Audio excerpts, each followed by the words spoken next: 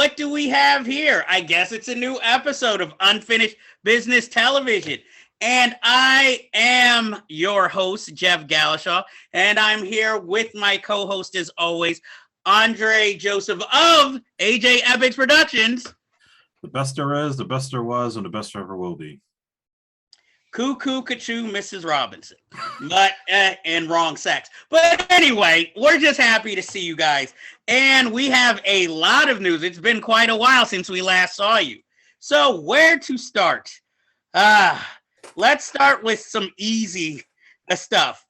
Danny DeVito claims that his Penguin is better than Colin Farrell's Penguin performance. Andre, I know you really enjoyed Colin Farrell's Penguin performance. Where do you come down on this?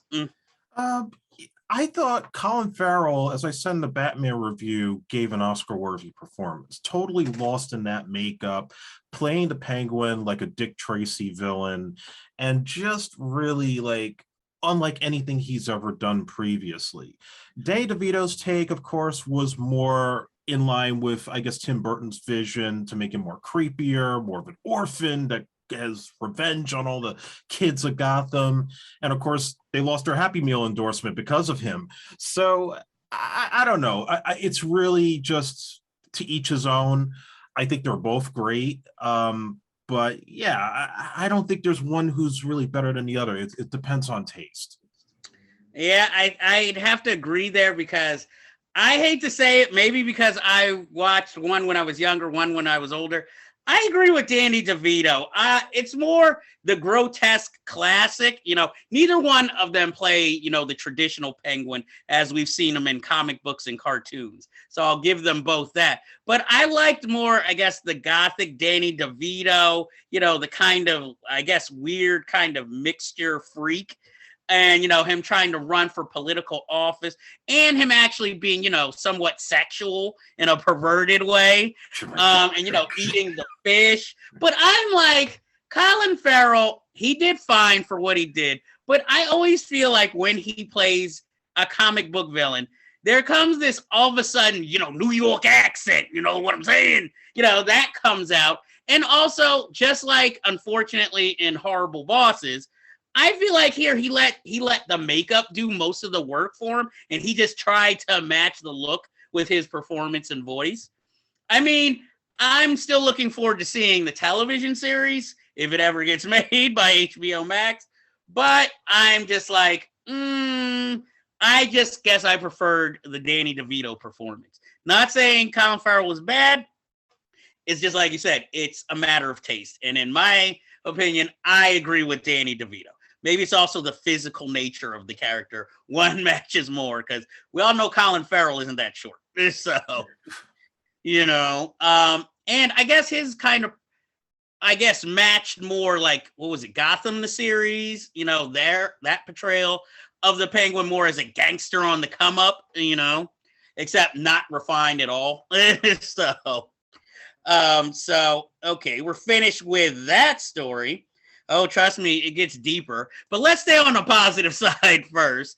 And Brendan Fraser's comeback movie, The Whale, directed by Darren Aronofsky, at the Venice Film Festival, they gave Brendan Fraser a 6 or 7 minute standing ovation. And he says he gave it his all in this performance. And, I think there's just a lot of goodwill for Brendan Fraser in Hollywood after he kind of just disappeared for an extended amount of time due to some behind the scenes controversies and just, maybe just taking a break in general because he was very active for a long time. So, I mean, I'm interested to see this, but, the reviews are coming out sort of like the movie Monster, where it's like the performance is great. The movie, are you eagerly awaiting to see this movie? Yes, I am. I think, especially under Darren Aronofsky, who did, at least for a moment, bring back Mickey Rourke before Rourke went back to his old ways. I think this is good for Brendan Fraser. I think I said a while back that I kind of wanted to see Brendan do like a Liam Neeson kind of comeback, but this is much better, I think. He's been through a lot personally. He's done a couple of stinkers. And yeah, he got really oversized, to say the least. But this is a guy I don't forget, like watching him in a movie like School Ties and seeing the promise of this young actor who really could have been like one of the next generation of film stars. And he was kind of there for a second, but The Mummy and some of the other movies he did around that time kind of put him into a certain bracket. So I'm glad to see he's finally getting some recognition. This is a new chapter in his career and maybe an Oscar potentially. But this is good for him, and I hope he's happy. Well, he's always been an enthusiastic performer because he was probably one of the better things in that movie Blast from the Past with Christopher Walken, Alicia Silverstone. And I thought he was really good in Gods and Monsters also. My only thing with Brendan Fraser is I always sort of envision his comeback more as like how a Michael Keaton comeback, like either playing a really big villain in a movie or just popping up in like weird like comedic roles like the captain in what was that The Other Guys, or since you always love to talk about remaking Miami Vice, I can see him as the captain. I don't go that far. Really I put Andy Garcia in that role before Brendan Fraser. Nah, I'd give Fraser that, or at least in a procedural police thriller, maybe playing a captain. What, Trading Day too? No, I said captain. I didn't say the main cop. It's still a supporting role. Hey, got to take baby steps up that ladder again. Hey, it's better than Crash, okay? A movie, at least I am not the biggest fan of. So, but that's for another show. Okay, next up, we have Chris Rock turned down an offer to host next year's Oscars. Big shock. That was sort of like kind of giving him like, hey, like a settlement to me. Like, hey, sorry you got slapped by the big star. How'd you like to host the show? What are your feelings on this? I don't blame the man. You want to go back next year and make a joke about Lisa Bonet and then get punched out by Jason Momoa? I don't think so. Look, I know it's been months since the slap, and Will Smith is like going on his apology tour and doing his hostage video that's nice and polished and trying to cover up for the fact that he slapped Chris because of Jada's eye roll. Now listen, I think it's about time Chris needs to break his silence. I know, like, little by little, he's been doing it in his stand-up specials recently on tour, but he's got to say something at this point, because I don't think this can end until he lets it all out. He's obviously not going to sue him. He's obviously not going to press charges at this point in time, but he's got to say something, because this is just getting so ridiculous now. And I'm one who believes that Will is in the wrong for what he did, but I'm not so upset to the point where I'm like, I want to see his career end. I think he can come back, but come on, something's got to get settled here. Well, he still has that emancipation movie that, Antoine Fuqua says is his best work, and people are saying it's Will's best performance. I'm just like, I'm hoping these aren't the same people who are like, hey, Will's best work, that movie Concussion with the African accent. It's going to be mega blockbuster, Look, Dave Chappelle and Chris Rock have been making their little snide remarks about Will Smith. And depending on your fandom of Jada Pinkett, there will be a new Red Table Talk coming soon. So she's back to her work, and Will is on his apology tour while promoting, his family's projects in the background. But anyway, we'll see how this all turns out. Chris Rock's, taking the goodwill that he has. He's in the movie Amsterdam. He's in a new short film with Javier Bardem, dyed his hair partially blonde, copying my beard, and then, his infamous recent comments about Nicole Brown Simpson, which of course kind of blew up in his face. But again, he's a comedian. And so we won't reiterate those comments. You can look it up, people. We're not a gossip show. Google it. Next, we have Florence Pugh, big shock. His character is going to be the lead in the Thunderbolts movie. who didn't see this coming? You know, this again feels like more of a direct, I guess, challenge maybe to DC. Like, this is our Suicide Squad. And I mean, we'll see. I never read the comic book. I don't have any preconceived notions. I need to see a trailer first. So, you know, I mean, again, we'll see how this goes. Do you have any commentary on it? I think you hit the nail on the head. It's basically Marvel's Suicide Squad. I don't know who wants this movie. I don't know who thinks that this is worthwhile to do as a theatrical film as opposed to a Disney Plus special. But yeah, I'm not surprised that Florence is the lead, being that she's Black Widow's sister, technically the new Black Widow. I mean, look, like any Marvel movie, I'm going to pay to see it. And I'm just waiting more for like Fantastic Four when the X-Men come in down the line. But I just think, again, and we've talked about this, it's too much Marvel right now. It's becoming oversaturated, and it feels like we're just getting stuff to just pass the time until something more exciting comes along. And yeah, and you said something when we were talking recently about how you feel like DC needs to up their game because Marvel kind of needs that challenge, or at least that kind of competition, so that maybe their projects will be better instead of just like rolling off the assembly line. Well, that's exactly what we were just talking about. I feel that I was watching She-Hulk today, and I've been enjoying She-Hulk for the most part, but I do feel like sometimes, especially even after this last Thor movie, that their comedy direction is straying way too far at this point. It's becoming too much to where they think they could double down and people are going to guarantee to have a good time. But when it starts getting stupid and they want to kind of push back on some of the criticisms, it doesn't help the overall narrative of what made Marvel so special on the big screen. And they need DC to get their act together, to be different, to have more of a, you know, a serious, more grittier tone, so it can push Marvel to do better. They don't have to completely change, but they have to, you know, kind of dial it down a bit, you know, find like a right balance, which I think they had in those initial MCU films. True. I mean, She-Hulk feels kind of like Marvel's answer to Deadpool, but a little more lighter. You know, like obviously, you know, it's not like, oh, I'm actress Tatiana Maslany who plays She-Hulk, as, you know, Ryan Reynolds' Deadpool would like step out of character, you know, stuff like that.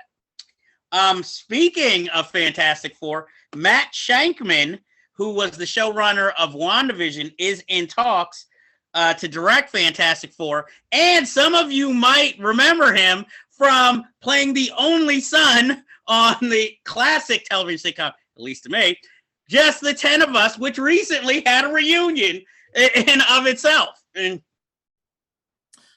he's a good choice. You know, watching all of WandaVision, he could definitely get that right tone of the family-friendly dynamic and sort of the cosmic wonder that made the Fantastic Four so special. And I'm also happy if that's true, because now he doesn't have to do that Star Trek movie nobody wants. So yeah, I have no issue with it. He's cut his teeth with Marvel already. He's proven himself. I don't mind him doing the job. Strangely enough, before Peyton Reed was chosen for Ant-Man, I would have more pegged him for this kind of movie rather than Ant-Man, especially, you know, with that romantic comedy he made with Ewan McGregor and Renee Zellweger. Now with Love. Yeah, that took place in the 60s and kind of had like a vibe of the classic Fantastic Four comic books when they were really the rage. But we'll see how it goes. I really have, you know, no comment, because it's got to be better than the last one, which I partially like parts of, or at least the ideas that were in that one. Like, you know, blood. So, you know, but, you know, the original Fantastic Four movies with Jessica Alba, they feel like a comic book, and, you know, it's obviously of the era. And, you know, maybe they won't have to keep lightening a known actress of Latina descent skin to be blonde this time, but we shall see. Next, one of your favorite stories. Axel Foley, otherwise known as Beverly Hills Cop 4, started filming. And okay, big surprise, Judge Reinhold's back. But my favorite character from the movies are coming back, which is now Taggart. I forgot his real name. Back. Mm-hmm. Yes, I couldn't remember his real name. But Taggart's back. No talk of if Judge Reinhold's coming. I mean, not Judge Reinhold. God, I'm bad with names. Hector Elizondo. He ain't coming back. Yeah, and of course, Ronnie Cox is not coming back. He already said he ain't doing sequels anymore. Exactly. I mean, at his age and his prestige, he doesn't need to. I say we bring in Michael Ironside as his replacement. He'll be like, he'll be like, he aged. What do you want? And Paul Reiser's back.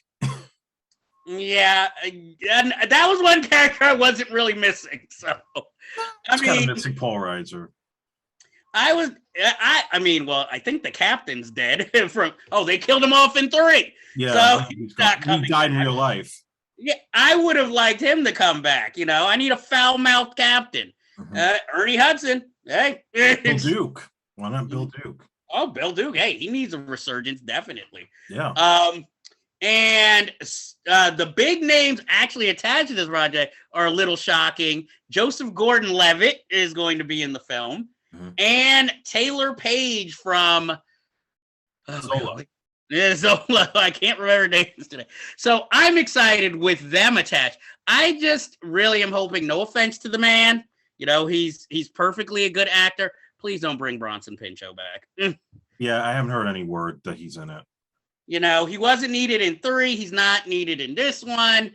And, you know, it'll be interesting to see who they get to play the villain this time. Yeah, I don't know who's playing the bad guy, but I did read a synopsis somewhere that says that basically one of the older characters is going to get killed off. I'm assuming Judge Reinhold, which would suck, but it would make sense for the story. And then it brings Axel back, and apparently Taylor Page is playing his daughter.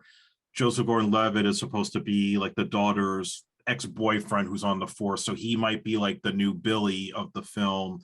And the premise involves some sort of real estate scam dealing with drug cartels in Beverly Hills. I don't know if it's true, but that's the speculation of what's happening. But it's cool to see him in the jacket, seeing him, you know, seeing the guys back. It's changed. It's not this cool emblem anymore. I know they did update it. Yeah.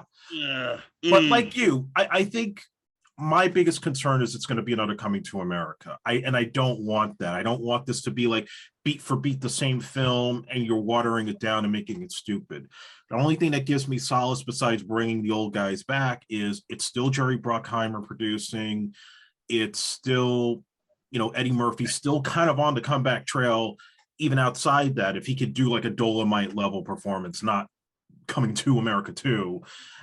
So I'm still optimistic, even though it's been a long time. And I thought the ship sailed a long time ago. We're getting it. It's going to be on Netflix. It's not going to the theaters.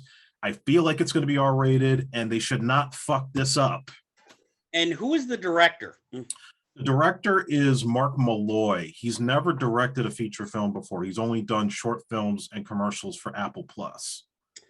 Okay, I'll give him the chance as long as it wasn't Craig Brewer, who, you know, Eddie, that's what I was worried about. Or Brian Robbins. Bill and Bilal from Bad Boys were supposed to do it, and then they got caught up with the movie we're going to talk about later. That's not happening anymore. Oh man, see, that would have been cool. And yeah, I know you're gonna be there opening day. So, next we have The Citadel, which is a $200 million Amazon spy series for the Russo brothers, which to me is redonkulous. And because I'm like, they spent that amount on the movie The Gray Man, and it wasn't that impressive. You know, it seemed rather basic. So again, I just wonder, why do you need so much money for like one season of a spy series? Yeah, I don't know too much about this show, but I do know for a fact that the Russo brothers, since their Marvel days, they've done better as producers, obviously with Extraction, and of course our favorite film, Everything Everywhere All at Once. And those were movies that, I don't know about Extraction, but Everywhere had I don't think it had like a big budget to it, despite how it looked. Yeah. But I agree. You don't need to be spending $200 million on these guys if the movies end up coming off mediocre. Just because they prove themselves with the Marvel film doesn't mean everything that they do is going to be at that epic scale. So I don't know. I'm hesitating on this one and anything that these guys do, unless it's very simplistic and back to basics here. Well, yeah, because I can understand why a Lord of the Rings series needs a big budget. But it's like, you're making a spy series. We've seen spy series on like AMC and other channels, and it didn't cost $200 million. So unless you're bringing in Arnold Schwarzenegger or stars of that magnitude for salaries, where's all this money going? And you guys used to make independent movies. Why do you need $200 million a project now? It's like, I mean, I'm happy they made the come up, but geez, you're acting like you're James Cameron. I always think about in 2009 when you had the G.I. Joe movie, which cost $175 million to make, but the CG and action was shit. That same month, District 9 comes out, was made for like, what, 18, 20 million, and it looked gorgeous. And it had a great story. Exactly. And it's just like, stop throwing money just because in the past these guys have had big projects. And I think that's the problem, is this gamble. You need to start reining them in, which I guess Netflix is learning now. But you actually have to see, why do you need this money? Can you maybe do it for lower, Because like, let's say The Gray Man, for instance. We'll take that. Why would you pay $200 million for a movie that's only going to be in Netflix feeders, but mostly played on television? So it doesn't even really matter all the nuances, the background, shooting in real European cities. You're still watching it on television, or unfortunately for other people, laptops or phones. So they're never going to feel it. And even though, it wasn't the greatest movie, I felt more impressed by the action in that Michael Bay movie, Six Underground, and its action sequences than I did in The Gray Man, because half the time it felt like The Gray Man was made at home in a computer. But I'm like, haven't these guys watched enough John Wick movies to see they don't spend a crazy amount on those films, especially the first one, and it still looked amazing, just with practical action and stunts. You don't need $200 million unless half that money is going to Chris Evans' pocket. And how is the villain the more interesting character? Ryan Gosling's character, I don't know if they had planned on getting more into his background in future movies, but he just seems kind of glib. They've already planned for sequels and spin-offs for a movie that nobody really gives a shit about. This feels like Divergent all over again. Yes. And they didn't even finish that movie series. They knew when to quit when they were ahead. Unfortunately, it doesn't seem like with this, or maybe Netflix will be like, hey, we're going to be like WB, start canceling stuff. And they have to. The next story is actually a little bit of what we're going to get into later in a review, but Jordan Peele says he has more stories that could come from Nope, especially involving, like, one of the stories involves a character that we see in the trailer and we see for a quick second in a scene during the movie, but is never identified on screen, and nothing is really explained about his character and why he's smiling as all this chaos is happening around him. I'm all for this because I'd rather this than, let's say, Us side stories. But, I'm like, I just feel like with this, maybe he's getting, because I'm not trying to reveal anything till we talk about Nope, but it feels like this is his Twilight Zone training from that series kicking in, like, I have more side stories for these characters or some characters from this film. I don't know. What do you think? And I say no, don't do it. So you say Nope. I say Nope. And I mean, of course, we'll get into a review, but yeah, I don't think you need to do anything more than what you've done with this film. I just say come up with new stories. Don't continue with this. Okay. So now we're going to go on to two big stories that kind of are a domino into other stories that we were going to talk to. And I will let Andre decide. Should we talk about DC first, or should we talk about Don't Worry, Darling first? Let's talk about DC. Okay, so by now, all of you should know that even though they spent a hell of a lot of money on a project, Warner Brothers has decided to cancel the Batgirl movie, even though really all it needed was some reshoots and it might have been, serviceable. Yet they still are insisting on releasing The Flash with their troubled star, Ezra Miller. And this has caused a lot of drama because why is it the film directed by Muslim American filmmakers, starring a Hispanic female in the lead? This is deemed unsalvageable, but a movie where you have a toxic star who can't do public appearances because of all the trouble he's caused, or they have caused, since he doesn't have a gender, and but yet you're willing to release that even with all the troubles, and even Batgirl was the cheaper project, but yet you decided to cancel it, and because of this cancellation. Now WB is tightening the reins. They're looking for a Kevin Feige type figure for their movies. They're canceling almost all their television projects except for like the Penguin. They already canceled an animated Batman series that they already have one season in the can of. And of course, this means more DC films have to be pushed back even further. So we will not be seeing Aquaman 2 this year. But they still plan on releasing Flash next year. And I believe Shazam was pushed back also. So it's just a big cluster F. And I mean, right now they're screening the movie for all the people who worked on it from, the footage. And the security was so tight that they wouldn't even let the directors bring in their cell phones, afraid they were going to pirate the material, And it seems like, I don't know, I mean, they said the film wasn't that great from where it stood. That was the reason for the reshoots. But my thing is, have they seen the first Suicide Squad? And you still release that. But again, they had Will Smith in that. But my thing is, this is something that could have been easily written off, as you said, could have gone straight to HBO Max if it's so horrible, and not to theaters. And I mean, and if anything, it just caused more commotion than was needed for projects that they already were having trouble with. What is your take on this? It's a mess. The whole situation at Warner Brothers handling of DC is a complete mess. And yeah, I've heard that apparently Batgirl looked more like a TV movie than it did a big budget superhero flick, and that was the main reason for canceling the project. But like I said, there's a lot of hypocrisy when it comes to taking down that film, but you won't take down the Flash, with this kid having his problems because of the fact that it cost $200 million to make. And now they're talking about, oh, he's going to get help. His mother's involved. And, they're going to, possibly give him more films after this. And I'm just like, Jesus Christ.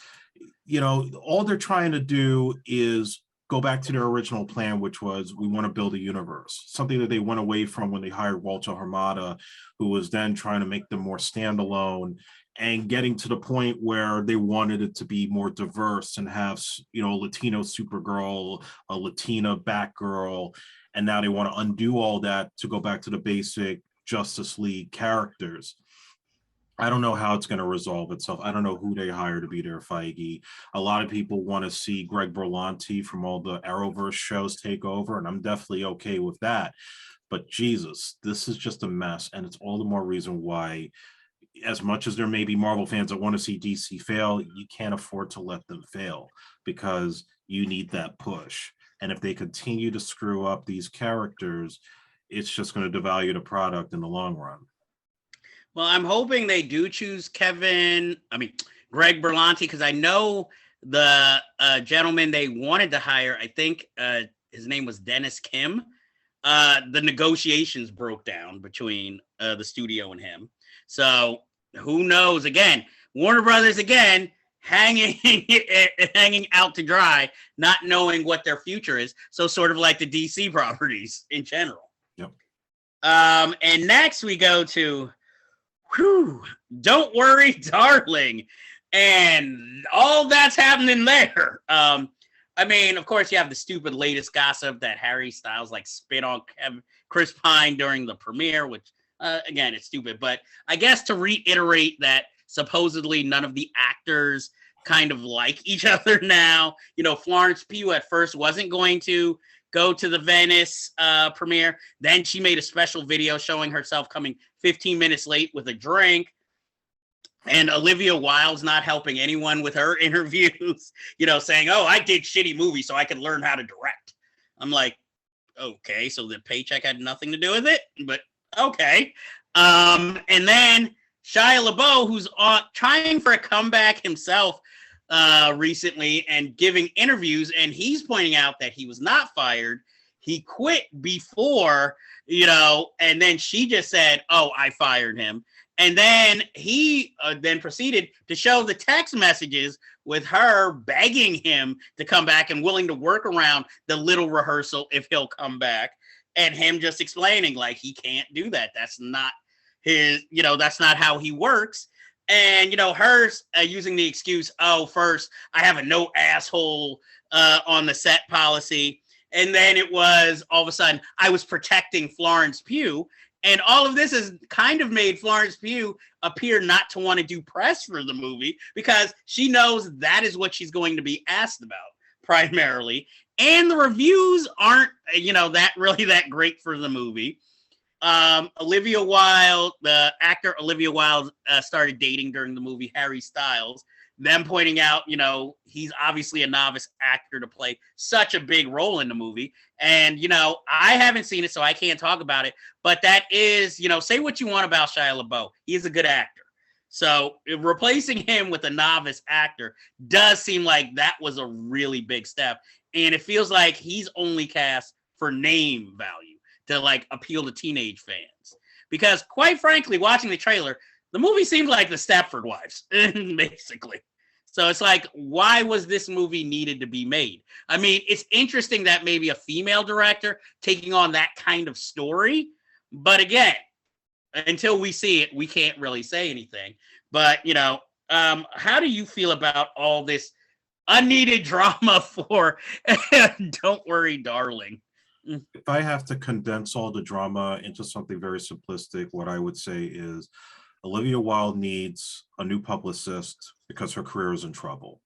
I really do think everything that we're hearing right now with the troubled divorce from Jason Sudeikis, the thing with Harry Styles, Florence Pugh really is like keeping a distance from her. It's making this movie look bad. It's definitely distracting from it. Shia, look, he's trying to heal from all the years of tension and problems in his own career. And he came up with the receipts when Olivia tried to spin this whole situation with his involvement. But the fact of the matter is, this is somebody I think when she did Booksmart showed she had the talent to be a really good director and has decent acting ability, but now she's really hurting herself to the point where I think, she's supposed to be doing like a secret Spider-Man spinoff movie for Kevin Feige. I feel like she's going to lose that job over this. It is not good. It's making her look bad. I think this movie's going to bomb. It's going to get bad reviews, and she's going to have to really rehab herself if she ever wants to direct another movie in Hollywood. I personally think she should maybe next time, not that this was a huge project, but maybe take on a smaller project in directing. Yeah. Like take another Booksmart type film where, it comes out of nowhere. No one was expecting, all of that. And that would be better. And like you said, I think also, well, I've been mentioning this to you personally.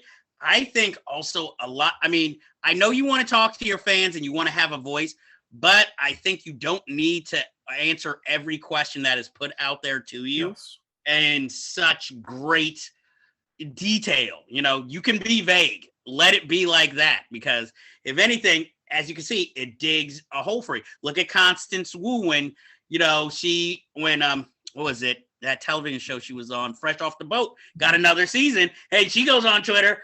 Oh, yeah, I'm sad because this cost me a movie. And then the fans turned against her. And then now she just came out with an autobiography where she was like, I felt like killing myself. And it's like, again, you guys have friends. Talk to them if you want to, gossip and talk personal stuff. But online, just talk about projects. Be like, I'm glad, Fresh Off the Boat got another season. I got another year of work. Just keep it like that. We don't need to know everything. Speaking of which, Shia LaBeouf, in an interview with John Barenthal on his show, which came out of nowhere, he talks about that he did, he is guilty of hurting FKA Twigs, who was his ex-girlfriend and is currently in litigation against him for abuse. But also, he admitted that Honey Boy was more of a fabrication. It's still autobiographical, but he claims his father wasn't that bad, and he sold out his dad to a certain extent because he gave him a false script. And then, they filmed that script where he's more abusive and everything. And it's kind of a letdown considering I actually like the movie Honey Boy. And especially it's unfortunate that the director, Alma Harrell, who is very talented, what happens to her? Because now everybody's going to wonder, was she in on it? Did she know? Even though Shia LaBeouf's taking, all the credit for fabricating it. And, it's just a whole unfortunate situation there. And it's sort of like when Lindsay Lohan started going off the rails. It was a shame because she actually could act and she had talent. But then she threw it all away. And Shia LaBeouf, while not the same case, it's not like, oh, I'm out partying every night. I don't know what, was going on with him. But he's a good actor. But it seems like he has too many personal demons. And, it's interfering with his career and his life, And he's another one who admits that after all this broke, he contemplated suicide. So, do you have any commentary on that? I'd only say three things. One, I also enjoyed Honey Boy, and it's a shame that he had to say that it was all fabricated and trash it. Secondly, I hope he gets the help that he needs. I don't think he's an untalented actor. He's got a lot of talent, or else he wouldn't have done all these films. So I really do hope that he gets the help to really, relaunch his career in a manner where he could really excel as an adult actor. And the third thing I would have to say is I wish he was more appreciative of the big films that got him to the point where he could do like a Lars von Trier movie or some of the other, more, I guess, highly respectable roles that he's done. I know they're not all great. Okay, I was about to say Indiana Jones and Crystal Skull. No, but I'm just saying, look, anybody else would have killed to be in Transformers or to be in an Indiana Jones movie. And whether those movies are good or not, they would be happy to be working with those filmmakers or to work with those actors. And this guy just got those chances and he shat on them.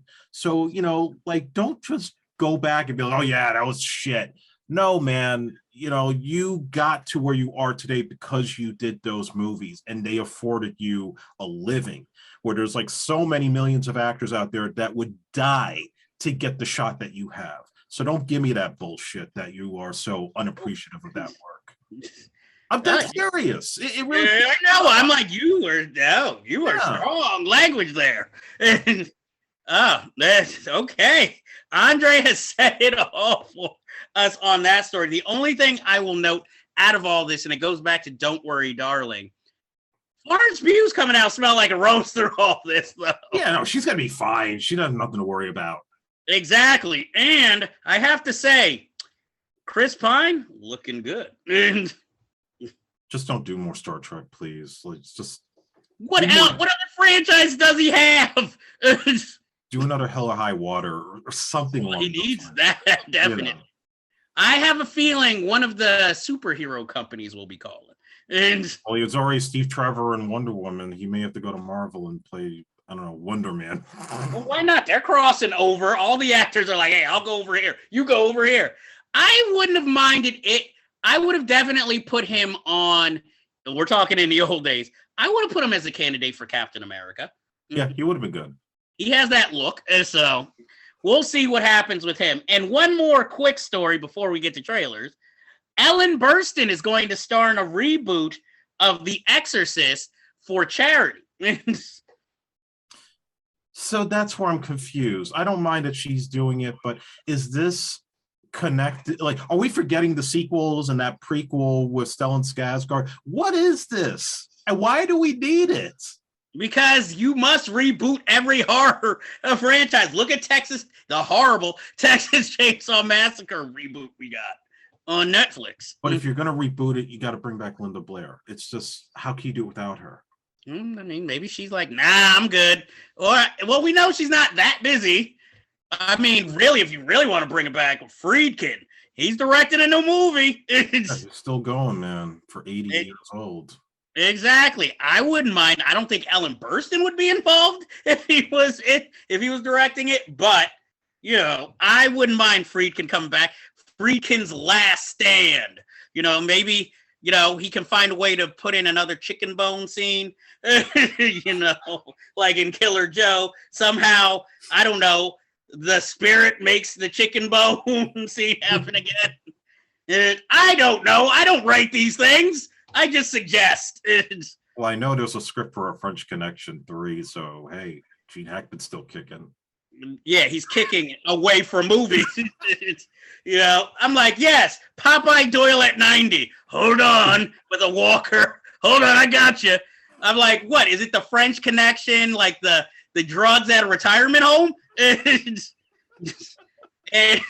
And will he be kicking people in the balls like he does at traffic accidents in real life? He does. He can do it, yeah. Just because he's an ex-Marine doesn't mean at 90 he's still kicking ass. Unless you're Owen Wilson, who he probably still doesn't remember from that bad pilot. But anyway, let's move on to trailer. We love you, Gene Hackman, wherever you are. Okay, so for trailers this week, we have Glass Onion, a Knives Out mystery. We get more of a trailer than a teaser that was shown, and we get a glimpse of the cast. I'm intrigued. You know, I'm happy it's on Netflix. You know, but I probably would pay for it considering I like the first Knives Out movie. Again, it's not as star-studded as the first film was. It has some impressive names on the list, but maybe because it's like it looks like it's a vacation, and maybe it's supposed to be a weekend at a murder mystery, you know, playing thing. Maybe that's why it gives off this vibe. But it feels sort of like a better version of the Kenneth Branagh, you know, Agatha Christie movies, where, you know, the detective's in the middle of this, all the suspects, and he sort of knows more than everybody else, and all, you know, all the stars are suspects, and one's the innocent victim, and probably the person you think has the most motive is actually the killer, Edward Norton. I'm interested. You know, I don't think it's the worst trailer I've seen. How do you feel about this trailer? Yeah, I didn't mind it. I mean, look, it gave me the vibes of Death on the Nile, and this is basically the Knives Out version of that very story. And the boat setting certainly gives it a different feel from the original, which was more like Clue and more confined to the mansion. So I'm going to check it out. And like you said, I think the killer might be pretty obvious from the trailer. So we'll see. Okay, next on trailer, we have Confess Fletch with John Hamm. I am going to make a startling admission that will probably get me tarred and feather. I didn't like Fletch in the movie, so, you know, I mean, I guess I can see this Fletch is more sexier and charming, but again, John Hamm playing comedy sometimes, it's a little like hammy. Sorry for the pun. And this movie, it looks like a Netflix movie, perfect for a Netflix movie. You know, I wouldn't pay to go see this, but you know, I'm just not excited considering I didn't like the first Fletch movie. I mean, there's obviously room for improvement, but you know, I'm just like, I don't even know if Kevin Smith had made his Fletch movie, I would have been all that interested. I would have known there would have been wisecracks, but you know. And just the scene where I guess somebody's looking at his passport photo and then he recreates the silly face. I was just like, yeah, I don't know. How do you feel about Confess Fletch, the trailer? So when I watched the trailer, I was getting the vibes of what the original Fletch probably would have looked like if Burt Reynolds had played the part, because that was the original choice by Gregory McDonald, the novelist. Ooh, that would have worked. I wasn't impressed with it, to be honest. I thought it was kind of just very dry. And from people I've talked to, they feel like when they think of Fletch, they think of Chevy Chase, and then they look at this, and that's the comparison that they make. And it's hard to look at anybody else playing the part, whether you consider Fletch to be a classic or not. So yeah, I mean, I'll check it out because it's Fletch, and I'm curious to see what Ham does with it, but I'm just not really excited. Okay, and next we have Amsterdam with Christian Bale, John David Washington, Margot Robbie, Robert De Niro, Rami Malek, Taylor Swift, Chris Rock. I'm sorry if I forgot anybody in that sprawling cast, which looks to be kind of a comedic period murder mystery conspiracy. I'm interested. I'm interested in Christian Bale's look because his character has a glass eye and weird frizzy hair that seems like a 1930s slapstick comedy. And then John David Washington playing, I guess, his army mate and best friend. And somehow they're in a weird triangle with Margot Robbie. I don't know if it's romantic or friendly. And then you have Rami Malek, who just always is strange in movies or playing a strange role. And then Robert De Niro feels like he's playing the same role from Sleepers. In this movie, like everything hinges on him. I don't know who Taylor Swift plays. Chris Rock feels like he's coming off the set of his Fargo season, only without a hat. So that could be interesting. Maybe he can finally get into character work instead of always having that kind of Chris Rock voice where it feels like he's acting. Which sometimes I have a problem with John David Washington too at times. But you know what? Considering, even though David O. Russell has his problems with certain actors, I'm willing to go see this in theaters. And what do you think of Amsterdam? It looked interesting. Yeah, I mean, it has a nice little cast to it, and it's David O. Russell doing his usual all-star cast type of picture, and sometimes making you think you're watching a Wes Anderson movie. So, I guess I would check it out or just wait for it on streaming. It'll probably be up for the Oscar. I just wonder if every time Christian Bale gets a role in a David O. Russell movie, somewhere Mark Wahlberg is just fuming. Like, I had to do a Kevin Hart comedy, and you're David O. Russell. I started with him. And, I believe it. I got to do Spencer movies. Anyway, he's one of those actors I always must talk about. Also, we got the trailer or kind of a teaser for a television show, Tulsa King with Sylvester Stallone. And I hate to sound like, the typical critic. This looks like a role he was born to play here as an aging criminal who gets sent out to Tulsa to basically, he can run the town any way he wants, and he'll have the backing, I guess, of the bigger gangsters back home. And he kind of makes his gang kind of diverse with a bunch of newcomers. And it seems to be getting into the medical marijuana business is his big thing. This looks like the type of character he was supposed to play when he was supposed to be in Dolan's Cadillac based on Stephen King's story. And when he was supposed to play Robert De Niro's role in Jackie Brown. I enjoy seeing Sylvester Stallone in more of these type of roles instead of like, hey, I still want to do action. It's like, yeah, you're still muscular. I'll give you got the body, but you're getting a little long in tooth to be the sole hero of Unstoppable. Of course, we'll be reviewing one of his movies later too, his latest. But I wish I had Paramount Plus because this is a series I'd actually probably watch if I had the channel.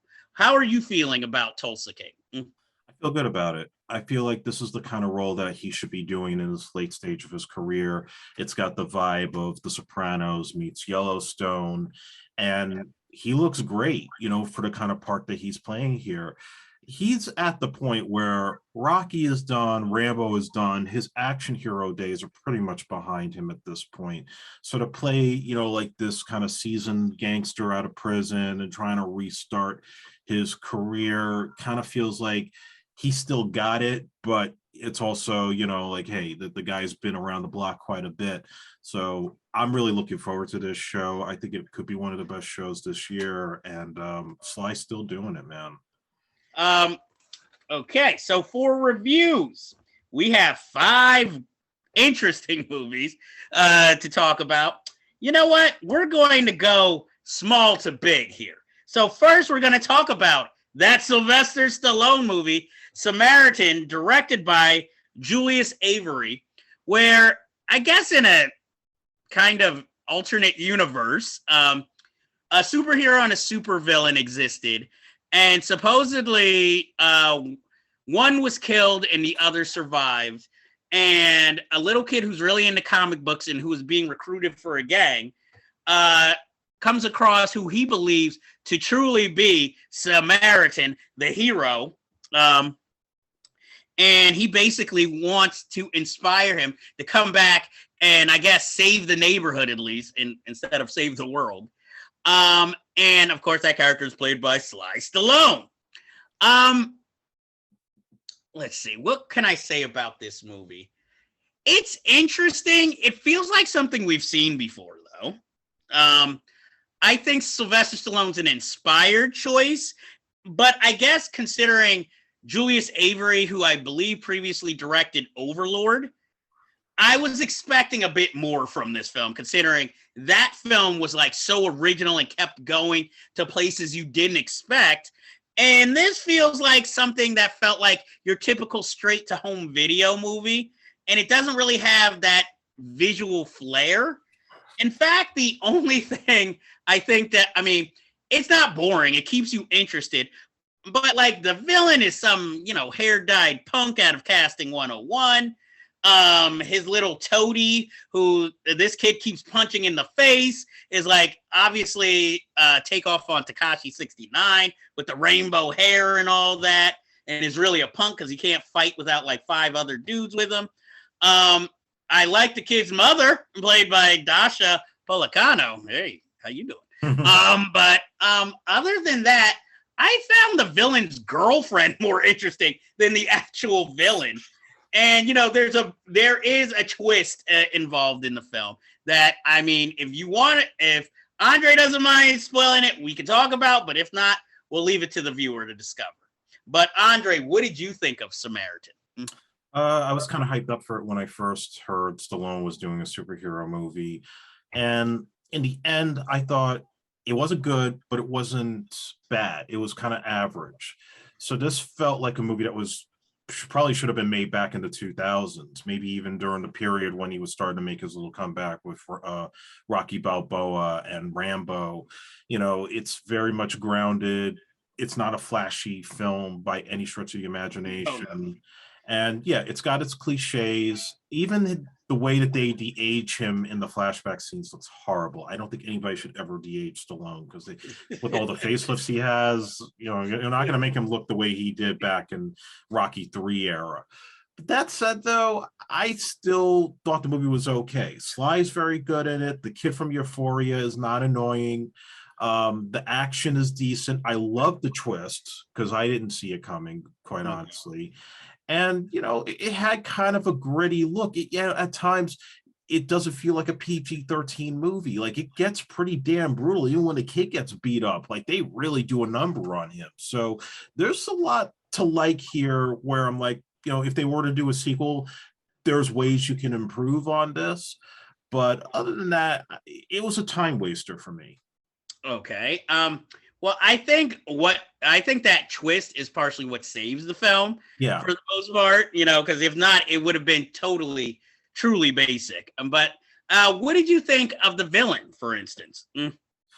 I didn't think he was particularly interesting. And I know it was the actor that's on Game of Thrones, but it just, to me, was like, an average street villain who gets a superpower and then, he wants to take over everything. But he's not really... he's kind of two-dimensional. There's not a lot there, and that's the one thing that kind of brings the movie down a bit for me. Well, here's what I feel like. You remember, I think it was, what is it, VSW, the movie where the gang attacks the veterans bar? Yeah. Okay. okay, like remember that film, how the henchwoman is more interesting than the villain. Yeah. And here, the henchwoman's more interesting than the villain, and she's so cold-hearted. But it's sort of like also that movie Smoking Aces, where you think these like Neanderthal brothers are going to do so much damage and be such badasses, and then they're quickly taken out of the movie. That's what it felt like with her character. Like when you're like waiting for that scene where she's really going to do something dangerous and kick ass, and then she's out of the movie before any of that happens, only to be motivation for this bland villain, to have even more of a reason to want to wreak havoc, Right. And, that was one of the things I felt, kind of gypped by from the movie. I'm not saying I'm not recommending the movie, but like you said, I think if you're looking just something to waste your time with watching and you're really into superhero dystopian movies, go for it. But I can't say it's a winner. It's better than some other Sly Stallone recent movies, but this one just it wasn't what I was hoping for. Right. So, okay, that is Samaritan, directed by Julius Avery and starring Sylvester Stallone. Next, we'll go to a movie we actually saw in theaters together, a movie by the name of Bodies, Bodies, Bodies, that is directed by, Helena Rain and written by Sarah DeLapse. Okay, this movie is basically a satire of horror movies and this current generation, and it involves like friends all going to a weekend house party basically, and slowly they seem to get murdered by somebody. One death occurs, and then slowly everybody starts to be getting killed off, so everybody suspects everybody else. So I guess you could call it sort of a murder mystery. It's more of a comedy than I would say a like horror or mystery. I enjoyed the movie, but I have like little qualms about it. I don't think it's horrible. I think it's definitely worth seeing in a theater, but I found it more like a comedy. And spoiler, anytime there's any real violence, it occurs more off screen, or they don't even really show it to you. You see more of the aftermath. So again, it takes out that kind of element. And I mean, obviously, it's a mostly female cast with, I think, only 2 or 3 males in the whole film. And I guess these women are all supposed to be like post-college age. And one of the characters, even though I know the actress is of age, looks so young that I thought it was somebody's little sister, watching the movie. So it's just weird hearing her character say certain things and like have certain relationships where I'm just like, aren't you like 15? Throughout the film. But there are certain scene stealers that I didn't expect. Rachel Sennett, I think, is hilarious throughout the film. Pete Davidson is actually standable in his role. The weak link, I actually feel, and I don't think it's the actress's fault, I think it's how she's written, is I guess, the new character who's coming in, played by Maria Baklova from Borat 2. And, she was so good in that film, and it just feels like here she's a little wasted, and especially in the third act, the ending, I was just like, that's it? How did you feel about Bodies, Bodies, Bodies? I came out of it kind of feeling like, I was happy the ending wasn't what I expected, even though I still was not crazy about the overall film. Pete Davidson was okay. The black girl in the movie, the main one, was fine. I say there's 2 of them. Yeah, the one that ended up surviving, I thought was Amanda Stallenberg, or Amanda. But I just was like, so many cliches. It's the main girl from Borat. I couldn't understand what she was saying half the time because of her thick accent, and it just was. Then they tried to add some political commentary to it. Lee Pace, what the hell is he doing in this movie? They don't even really explain why he's there, other than like the fact that he's like messing around with this young girl, and that's not iffy to anybody. This was a time. I mean, not even a time waster. This was just bad. And I think with the fact they even played the April Fool's Day trailer from '86 before this film in Alamo Drafthouse kind of told you what we were getting ourselves into. Well, apparently I liked it more than you did. My only qualm is that it just feels like a film that felt like it was smarter than it was. And But I give it a recommendation. I didn't think it was that bad. I enjoyed it for what it was worth. I think you should pay to go see it in theaters rather than watch it at home, because I have a funny feeling there's going to be one of those movies that's discovered on whatever streaming service it's on. Sort of like, unfortunately, if Beale Street Could Talk, which definitely more people should have seen in theaters, but now that it's on Netflix, everybody's not only watching it, but using its theme music in their love videos. Yeah. Sorry if that was a little rant. But anyway, so would you recommend it at least on streaming? Or no, not at all? Not at all. Wow. See? You liked Samaritan more than Bodies. That is shocking. So next, we're going to go with, I'm sure, Andre's favorite movie of this week, Day Shift, starring Jamie Foxx and Dave Franco in a buddy comedy about vampires and vampire hunters. Directed by J.J. Perry, Jamie Foxx is an unlicensed vampire hunter down on his luck and needs to make money so that his wife and daughter don't have to move. So he decides to pay his dues and get back into the union. And he has to work, dun, dun, dun, the day shift. And he's partnered with a guy who's not in the field, who's more, I guess, of an office worker to mine him, and whose boss wants him just to write him up so he can finally get kicked out. And, of course, in the middle of all this, there's a vampire villain who's raising the stakes and housing, you know, in this movie. Okay, this movie's silly, but it's got style. I enjoyed the action sequences. Like everybody, I wanted the Nazarian brothers and more scenes. So if anything was going to get a spinoff, definitely give them their own movie. Plus, I like Steve Howie. Yes, I watched Reba. So where he played the son-in-law Van. Jamie Foxx, get a better agent, you know, because I wanted to like this film, but out of all of this, I mean, Dave Franco's funny, but it's like kind of wasted, you know. And the most compelling character out of all this, Snoop Dogg. Now he should have been the lead in this movie, you know, with, you know, just all his Western gear, his toughness, and, you know, and again, making good, looking good. But like I said, this is more of a time waster. You know, it's one of these movies that kind of had such promise, but it just feels like they didn't go as far as they could. Because, you know, I'm not saying anything bad about Jamie Foxx. His performance, he does fine with what he is working with, but, you know, he's such a versatile actor and can be funny. But here, his character just felt like, sort of like Tubbs in the Miami Vice movie, just has this gruff, you know, exterior for no real reason. And, you know, and doesn't see the funny or humorous side of any of this. You know, it's bad when Peter Stormare's only in it for 10 minutes. And so, you know, but like I said, it's a Netflix movie. You ain't got nothing better to watch. Go for it, you know. The villain, it could have been better, you know. But, I mean, it's okay. What did you feel about Day Shift? I think they were trying to go for like Men in Black meets The Lost Boys meets Ghostbusters.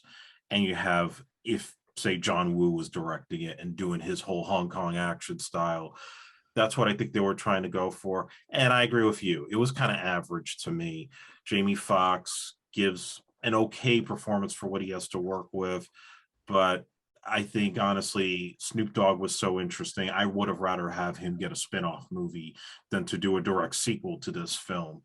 Sure. Dave Franco's part, I thought, was like one big running gag that just got tired after a while. Even after what happens with him, it still feels like, okay, we still got to put up with this kid. Fine, let's go. Yeah, the villain wasn't all that interesting. The action was fantastic in many parts, and there are some moments that you kind of expected, other times that were very unexpected. I recommend it for as a guilty pleasure. I don't think it's great, but I also think it's something you can play in the background and maybe have a good time with it. But yeah, I would much rather a Snoop Dogg movie than what we got. And what did you think of the Nazarian brothers, even though they're only in it for one scene? Oh, they were awesome, and I probably would be fine with a spinoff with them too. This isn't critical of Jamie Foxx's acting, but watching the film, you get the sense that he's better than the material. Yes. Like, I really wish he could find like his niche movie role, because I want to see him like something like in Baby Driver, more like that kind of role, but only as a badass lead, and it just seems like he just can't get those screenplays for some odd reason, or maybe, I'm not saying go back to the bad comedies he used to make, but maybe find like a high profile comedic role to play in again, I guess it's a blessing and a curse we never got that Wanda and Shanae movie that him and God, yeah. were supposed to do.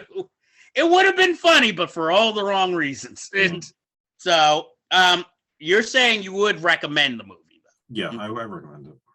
I recommend it with reservations because I don't want to be credited but standing behind the movie. But again, if you're a big Snoop Dogg fan, definitely watch the movie. I think it's the only movie where he doesn't reference weed once.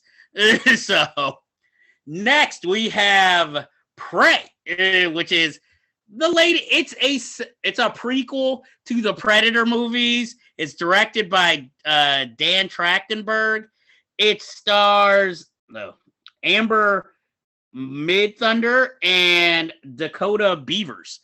What a name. Obviously Native American actors, because this film takes place, I don't remember the year, but it's basically Native Americans versus the Predator. And I have 1800s. Oh, 1800s? Yeah. I have to say, various callbacks to Predator, obviously, verbatim dialogue. I like that it had a female lead this time.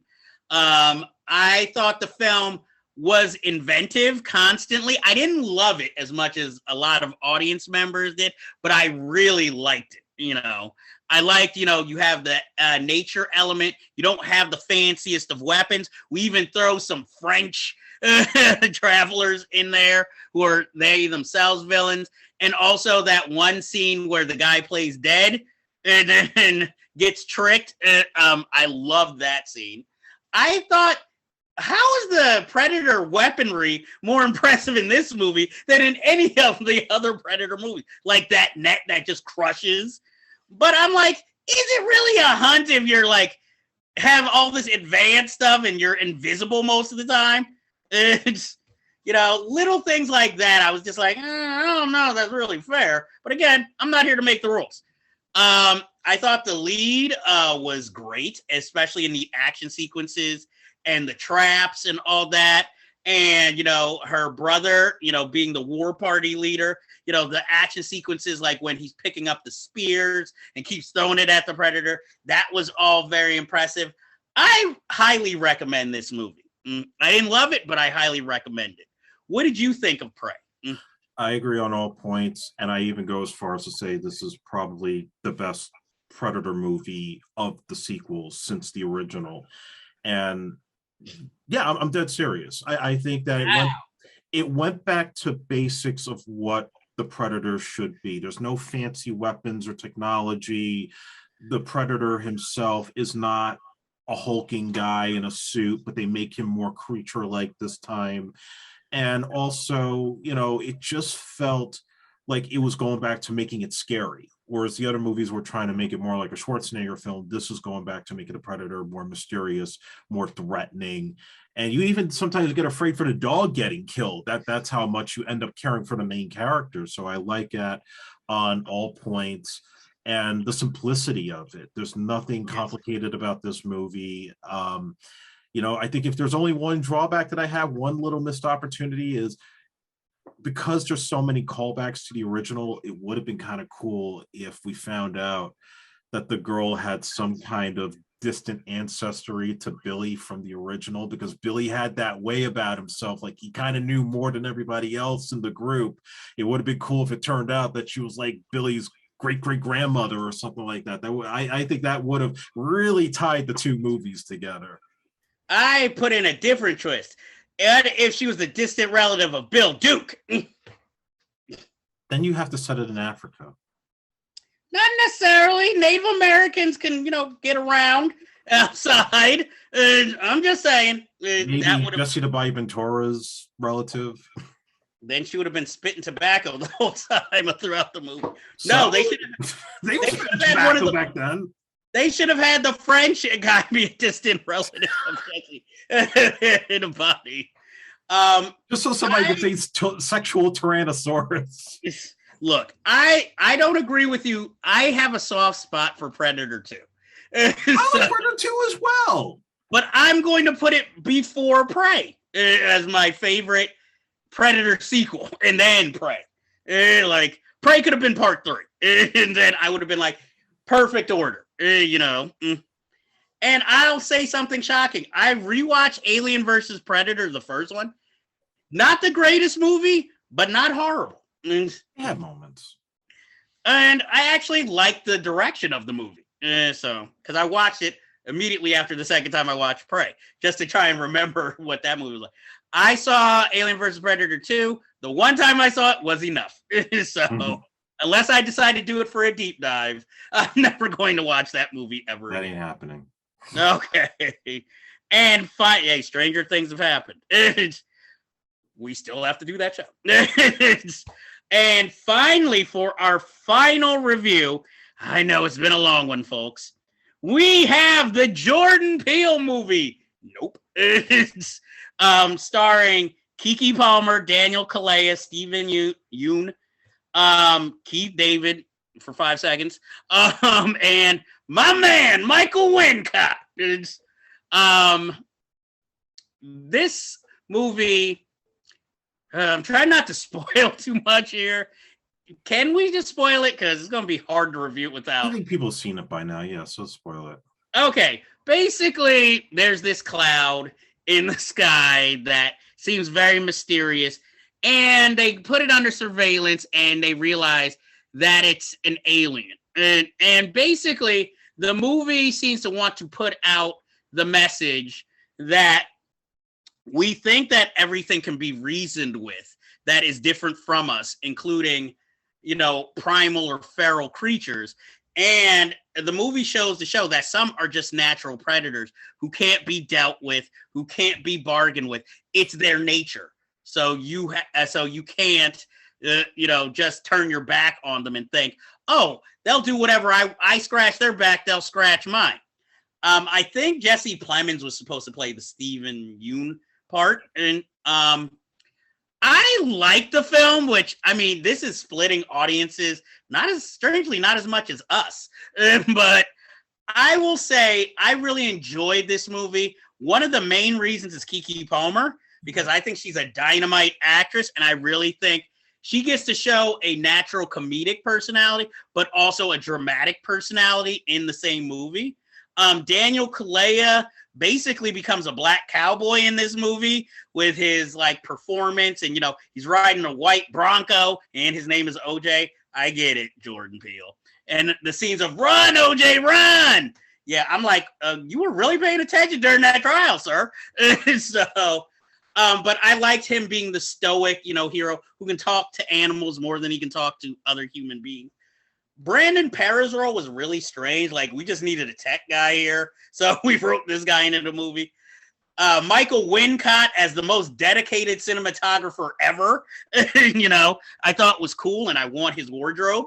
Other than that, the reveals, I think, look, it's a Jordan Peele movie, so he's in his kind of an M. Night Shyamalan kind of field where his look, his touches, his style, but it's his version of trying to make a Steven Spielberg movie where you have references like, I love the Akira reference, even though for a reporter that was an oddly like electronic bike, futuristic, which just added to the mystery of the whole film.